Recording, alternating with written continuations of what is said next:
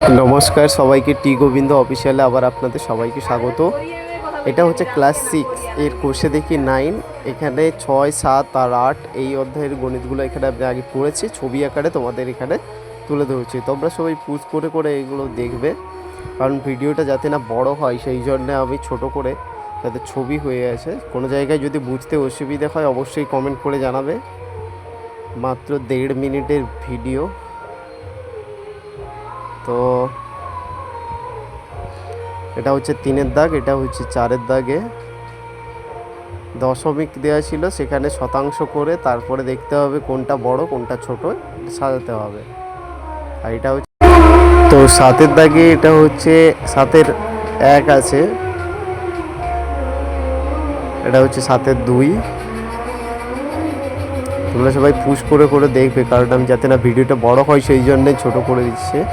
এটা হচ্ছে 7-এর 3। পরে হচ্ছে এটা 7-এর 4। এইভাবেই করবে তোমরা। কোনো জায়গায় বুঝতে অসুবিধা হলে অবশ্যই কমেন্টে জানাবে।